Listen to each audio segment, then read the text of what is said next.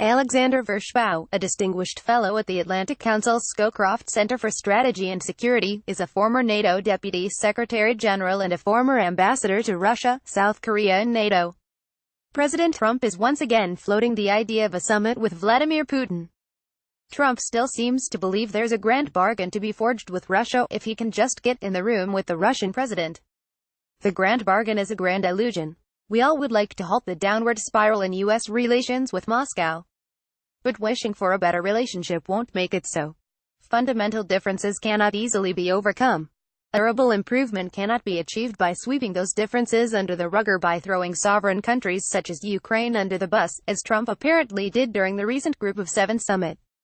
It is only possible if we stick to our principles and insist on changes in the Russian behavior that led to the breakdown in relations. By illegally annexing Crimea, waging an undeclared war in eastern Ukraine, and occupying large swaths of Georgia's and Moldova's territory, Putin's Russia has torn up the international rule book and firmly established itself as a revisionist power, undermining the basis for cooperation on European security. In Syria, Putin has not been fighting the Islamic State but propping up Bashar al-Assad's regime and giving a strategic foothold to Iran, increasing the threat to Israel. On arms control, Putin has withdrawn from some agreements and flagrantly violated others, including the 1987 INF Treaty.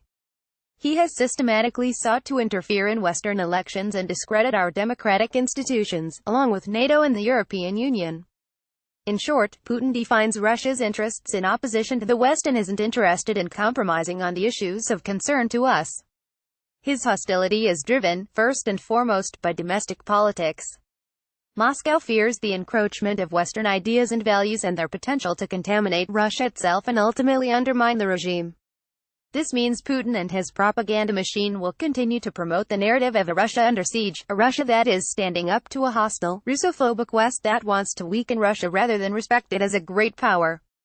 This siege mentality will remain in place for the foreseeable future, since the Putin system can no longer deliver on prosperity or improve living standards without fundamental reforms that would mean liberalizing the regime more than Putin believes would be safe.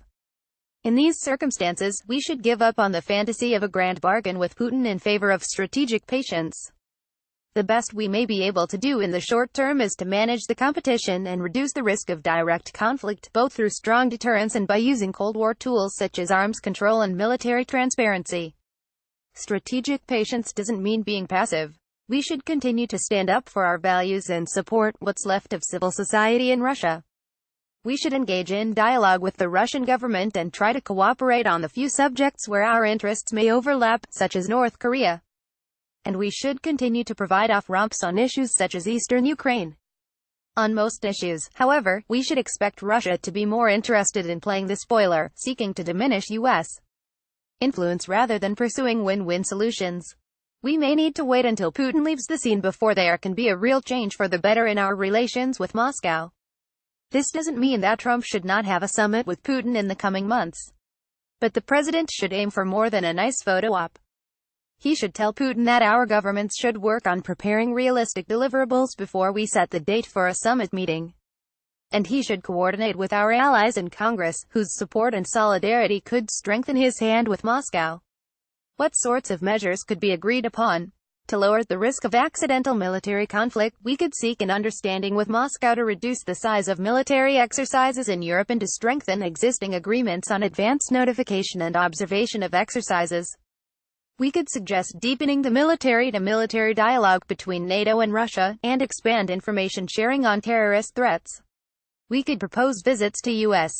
and Russian military facilities for on-site inspections that could resolve each side's concerns about non-compliance with the INF Treaty before that historic agreement collapses. We could even call for a mutual stand-down in cyberattacks on critical infrastructure and election machinery, though without expecting Russia to admit what it had done interfering in the 2016 elections. Agreement on such steps won't transform the relationship, but they could halt the downward spiral and create space for tackling more difficult issues, such as Russian withdrawal from eastern Ukraine. It may go against Trump's instincts to rigorously prepare for a summit in this way, but the results would be far more substantial than what was achieved in Singapore.